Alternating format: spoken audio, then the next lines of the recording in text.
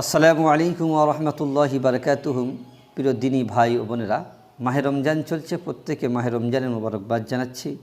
মাহে রমজানে অনেক ভাই এবং বোনেরা প্রশ্ন করে থাকেন। আমি ভাবলাম যে প্রশ্নগুলি আপনাদের মাঝে শেয়ার করি, তাই আজকের ভিডিওটি বানানোর আমার মেন উদ্দেশ্য।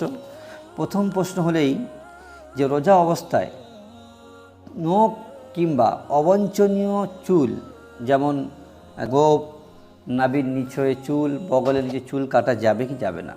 হ্যাঁ, এতে কোনো সমস্যা নেই, কাটা যাবে, রোজা অবস্থায় কোনো ক্ষতি হবে না। এটি মারাকি আল ফালাহ ক্ষেত্রে পৃষ্ঠা নম্বর 361।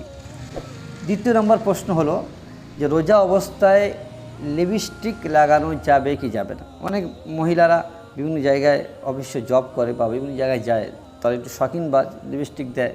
তো অনেক প্রশ্ন করে থাকে যে হুজুর, রোজা অবস্থায় লিপস্টিক লাগানো যাবে কি যাবে না?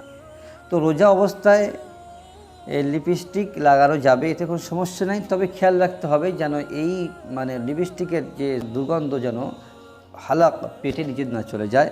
এটি আহসানুল ফতোয়ায় পৃষ্ঠা নম্বর 424 খণ্ড নম্বর 4, এতে লেখা আছে যে কোনো সমস্যা নেই। 3 নম্বর প্রশ্ন অনেকে করে থাকে যে রোজা অবস্থায় ইনজেকশন নেওয়া বা ইনজেকশন দেওয়া যাবে কি যাবে না? তো এতে কোনো সমস্যা নেই, রোজা অবস্থায় ইনজেকশন নেওয়া যাবে।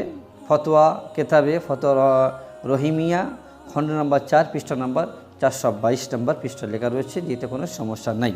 ঠিক তেমনভাবে প্রশ্ন নম্বর 4, রোজা অবস্থায় চোখ কিংবা কানে ঔষধ দেওয়া যাবে কি যাবে না? তো রোজা অবস্থায় চোখে কিংবা কানে ড্রপ দেওয়া যাবে, তবে খেয়াল রাখতে হবে কানে ড্রপ দেওয়ার সময় অনেকের কানে ড্রপ দিতে গিয়ে সে বেশি পরিমাণ দিলে যে কী হয়, সেটা পুরো মস্তকে বা হালাক চলে আসে, এতে রোজার সমস্যা হতে পারে। তবে দেওয়া যাবে, সাবধানে দেওয়া যাবে। প্রশ্ন নাম্বার 5, রোজা অবস্থায় অনেকে উজু করার সময় কুলকুচি করে। খেয়াল রাখতে হবে রোজা অবস্থায় যদি আমরা কুলকুচি করি আর কুলকুচি করতে গিয়ে আমাদের হালাকার নিচে যদি পানি চলে যায়, তাহলে রোজা কিন্তু ভেঙে যাবে। এই জন্য সাবধানের সঙ্গে আমাদের রোজা অবস্থায় উজু করতে হবে।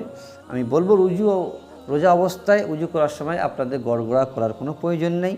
উজুর ফরজগুলি আপনারা আদায় করার চেষ্টা করবেন। প্রশ্ন নাম্বার 6, অনেকে আমরা বাঙালি পুকুরে কিংবা নদীতে আমরা ঝাঁপ দিই, গোসল করি। পুকুরে যদি গোসল করতে গিয়ে যদি কানে পানি প্রবেশ করে, পানি ঢুকে যায়, এতে সমস্যা হবে কি হবে না অনেকে প্রশ্ন করে থাকে। তো রোজা অবস্থায় যদি পানি ঢুকে যায় এতে সমস্যা নেই। ফতোয়ার কেতাবে মারাকি পৃষ্ঠা নাম্বার 361 এবং 62 নম্বর পৃষ্ঠাতে রয়েছে পরিষ্কার।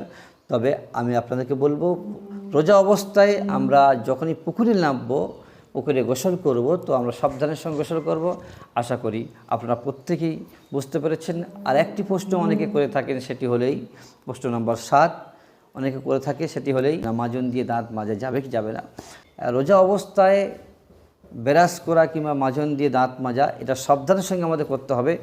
যদি আমাদের এই মাজনের একটি জায়গা যদি আমাদের গলায় পৌঁছে যায়, তো এই জন্য রোজা অবস্থায় ব্রাশ করা কিংবা মাজন দিয়ে দাঁত মাজাটাকে মাকরুহ বলা হয়েছে। আমরা এর থেকে বাঁচব।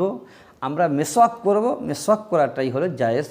আল্লাহ সুবহানাহু ওয়া তাআলা আমাদের প্রত্যেকের রোজাগুলি শুদ্ধভাবে সঠিকভাবে রাখা তৌফিক দান করুন।